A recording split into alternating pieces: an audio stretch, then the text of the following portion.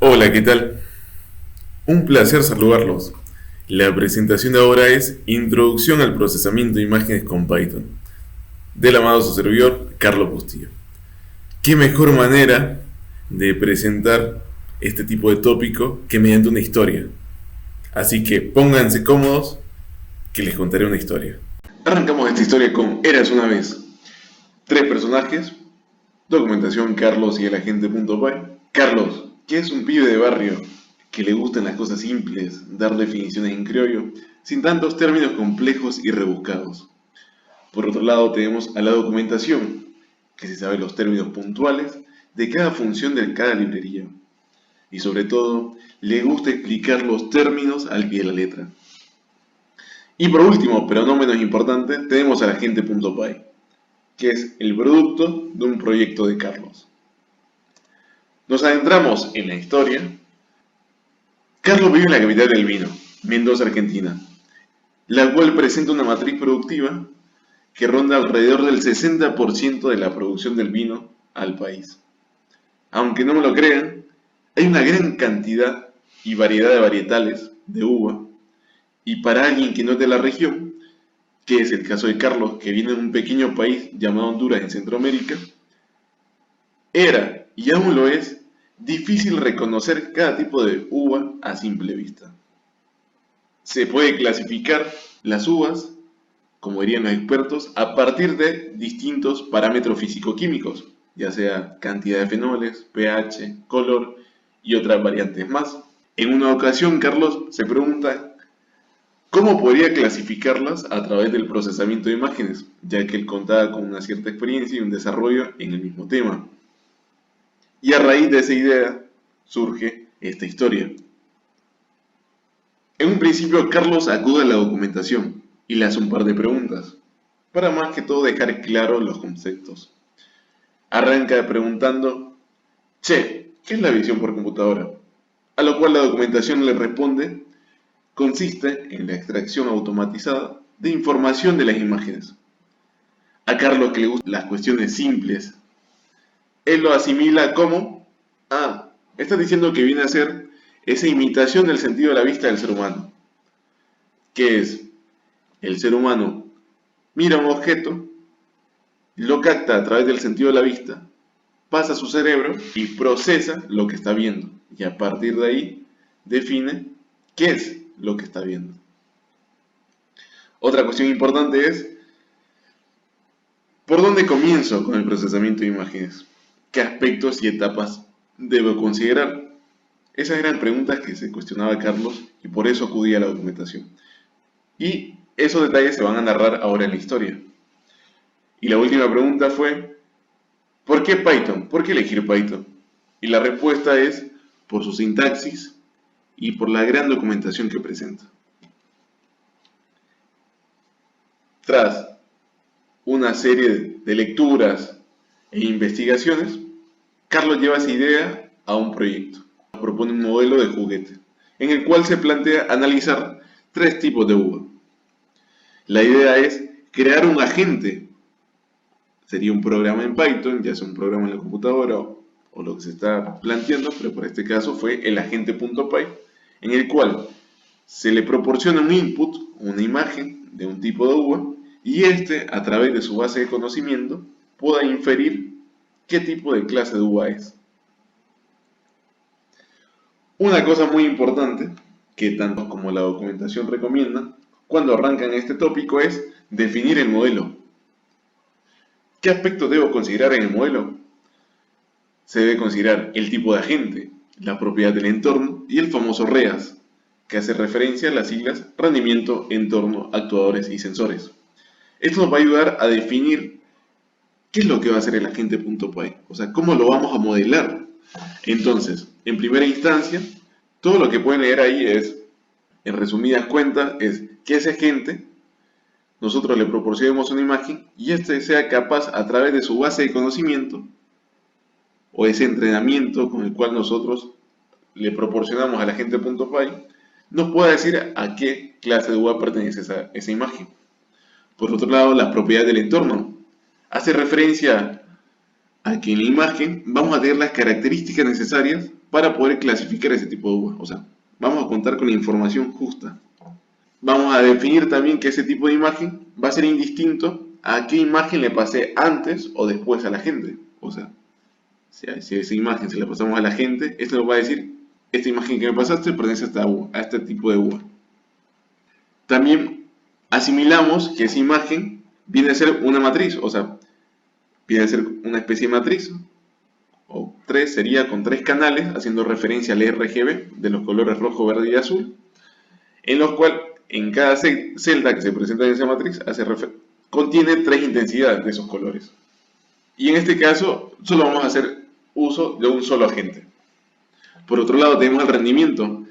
Podemos tener rendimiento en función, si queremos, tiempo de ejecución, costo computacional, costo temporal, pero para este caso fue la accuracy, que es la cantidad de predicciones correctas.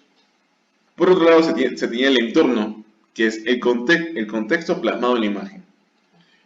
En este caso, cuando Carlos empieza a desarrollar lo que es el agente.py, dice, yo solo quiero que me devuelva un print por la terminal. O sea, que me diga, la imagen que me pasaste pertenece a este tipo de UA. Eso es lo que se está realizando. Por otro lado, los sensores, haciendo referencia a la cámara, que es quien capta la imagen. Y la documentación recomienda es que hay una cierta cantidad, más que todo tipos de etapas, que deben ser considerados al momento de plantear un proyecto de procesamiento de imágenes. O sea, son las mínimas. Después, conforme la persona se va adentrando en esta área, va definiendo etapas intermedias o etapas que no mencionaríamos por ahora. Pero para arrancar, deben considerar lo siguiente: la etapa de adquisición de imágenes, posteriormente la transformación, preprocesamiento, filtración y extracción de rasgos y sobre todo la clasificación. Esas son las 6 etapas que han sido consideradas para que se programe lo que es el agente.py. Nos adentramos a todo ese proceso para definir cada una de estas etapas. En la primera instancia tenemos la adquisición de imágenes. Descarguemos un dataset de Kaggle. Kaggle viene a ser una plataforma, un banco de información que contiene tanto imágenes, archivos CSV, tablas y mucha información más. Puntualmente para este caso, al agente.py se va a alimentar con unas 1470 imágenes de las clases de UVA, principalmente Gray Blue, Gray White y Gray Pink. Al momento de descargar este dataset, si lo van a descargar completo, contiene 91.000 imágenes. Entonces les recomiendo, tómense un café y vuelvan dentro de un rato porque la descarga posiblemente se demore. La siguiente etapa es la transformación. Tanto la documentación recomienda reducir el espacio de búsqueda. Recordemos que en una imagen tenemos el objeto de interés, entonces a veces lo que se suele hacer es rastrear dónde se encuentra ese objeto y recortarlo para reducir el espacio de búsqueda. En este caso ya tenemos imágenes de 100 por 100 píxeles, entonces hemos normalizado la entrada, pero el dataset ya te lo proporciona. En la siguiente etapa tenemos el preprocesamiento. En esta etapa consiste en la conversión a escala de grises de cada imagen. La documentación que te decía, inicialmente una imagen de color son 3 canales RGB. Si lo planteamos como una sola matriz a la imagen, vendría a ser que en cada celda tendríamos las 3 intensidades correspondientes a esos colores. Y ahora lo que estamos haciendo en preprocesamiento es llevarlo a una sola capa, que varían los valores de cada celda, que va de 0 a 255. Lo que nos permite es reducir ese costo computacional y temporal que se está realizando para que, en vez de realizarlo para 3 capas, lo hacemos para una sola, y también evitamos variaciones de brillo y sombra que pueden aparecer en una imagen de color. Por eso se pasa una escala gris. Usualmente la documentación te la recomienda. La documentación te recomienda matemáticamente que se proporciona a través de una fórmula matemática como se presenta en la diapositiva, en la cual Para cada método utilizado vas a tener distintas variaciones en los pesos, hace referencia al weight red, weight green y el peso azul. Cada método va a tener sus propios parámetros. Para el desarrollo de lo que fue el agente.py se utilizó las funciones de la librería OpenCV. ¿Por qué se utilizaba OpenCV para este caso? Una, porque es una de las librerías más difundidas en lo que es visión artificial debido a las siguientes razones. Está presente para distintos sistemas operativos, distintas arquitecturas de hardware, distintos lenguajes de programación, más allá que usemos Python en este caso. También está presente para lo que es Java, JavaScript y C++. Pero la gran característica de esta librería es la comunidad que tiene, la vasta documentación que presenta. Y para este caso, una de las funciones utilizadas de OpenCV ya tiene por defecto los pesos, entonces no nos preocupamos por definir esos pesos. La etapa siguiente es la filtración. La documentación te dice que al aplicar un filtro te permite suavizar la imagen, eliminar ruido, realzar la imagen y detectar bordes. La documentación también te dice, esto es una operación matemática lo que estás realizando. Un filtro, ¿qué es? Se tiene un kernel que viene a ser una matriz en la cual se hace una convolución a tu imagen, que sería, en este caso, para cada uva, estamos convolucionando un kernel. Entonces, para distintos kernels vamos a tener distintos filtros. Generalmente la documentación te recomienda que hay filtros para resaltar ese borde, resaltar lo que hay adentro. Por eso, al escuchar esto, la gente.py se arma un debate interesante, en la cual la documentación le pregunta, ¿qué es más importante? ¿Lo de adentro o lo de afuera? O sea, ¿qué es lo que querés resaltar? A lo que el agente.py responde, lo que importa es lo de adentro, ¿cierto? Sorprendido, la documentación dice, no, va a depender de tu problema, de qué querés resaltar. A veces se hace un híbrido, o sea, resaltando lo que hay adentro y los bordes. Hay muchos filtros, Carlos se topó con muchos filtros, pero la documentación generalmente a veces te recomienda utilizar un filtro Gauss y Sobel con la idea de resaltar lo que hay adentro y los bordes. ¿Cómo se presenta la imagen? La siguiente etapa es la extracción de rasgos. Hay que definir cuáles son esas características peculiares o particulares que presenta el objeto de interés con el cual queremos clasificar. En este caso, se pueden utilizar operaciones matemáticas que se vieron en la escuela, como ser área, perímetro, excentricidad, etc.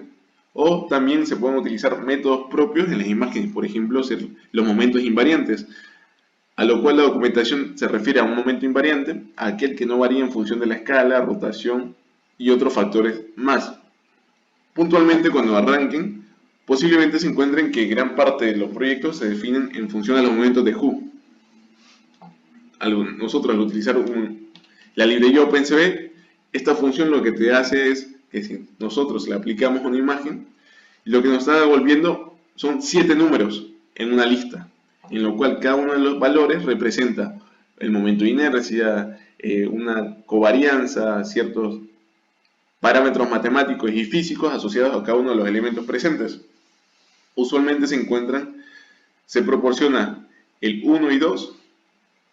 En este caso, para definir el agente.py se utilizó el 1, 2 y 4. Usualmente, matemáticamente, el tercero se demostró posteriormente en la investigación que es dependiente, como cuenta la historia. Entonces, por eso no fue considerado. ¿Y qué nos quiere decir estos 3 números?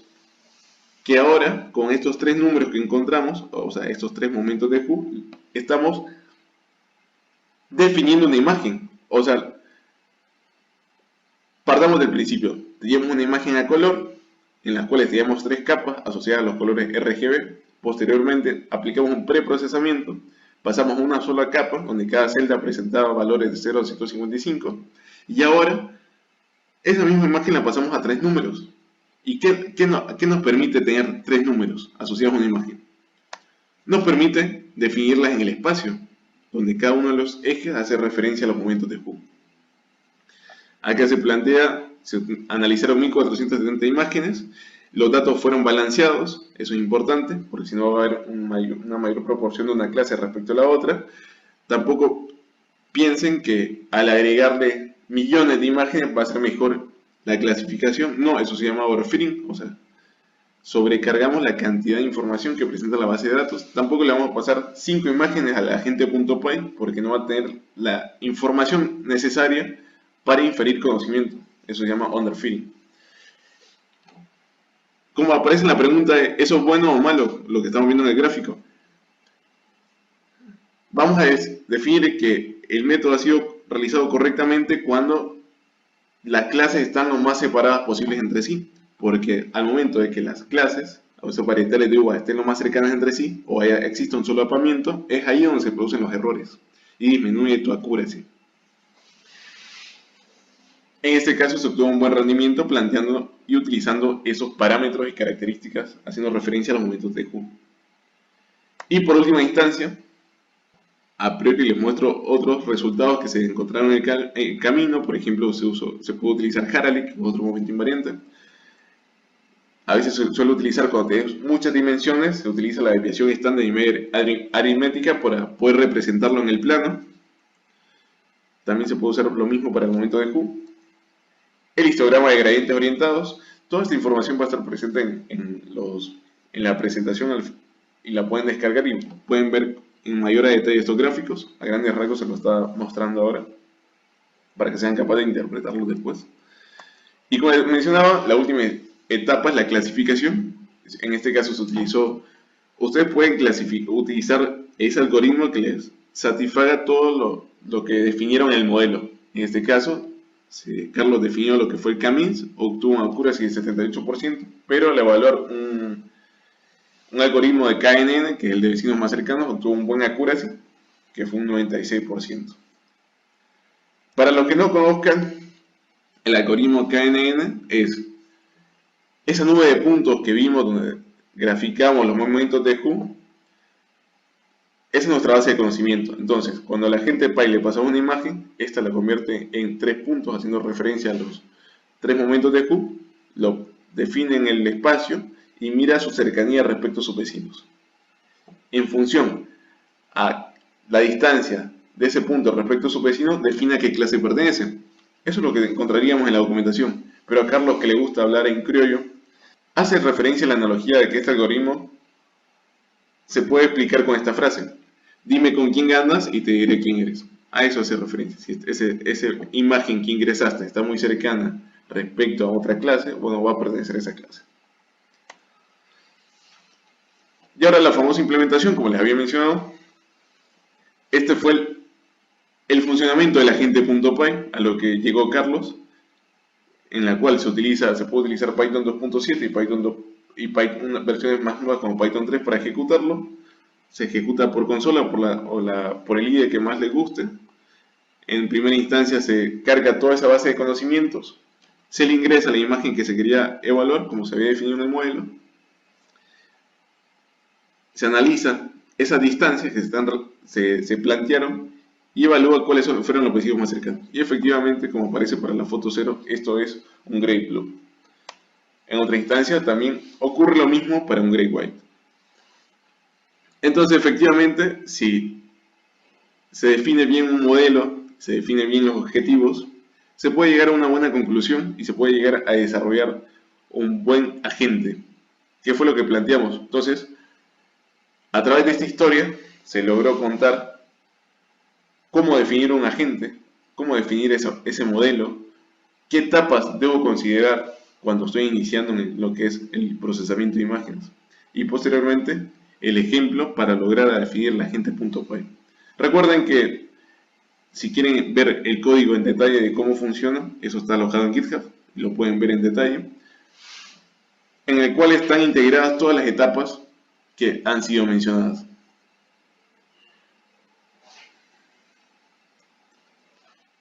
Así culmina la historia, logrando definir lo que fue el agente.py. Con eso culminamos la presentación. Los personajes mencionados en esta historia los pueden contactar a través de sus distintas plataformas, ya sea el agente.py, a través de GitHub, ahí aparece el enlace, Carlos Bustillo, su servidor. a través de mail o las distintas redes sociales y a la documentación, ahí aparece un listado. Un placer presentar esta charla.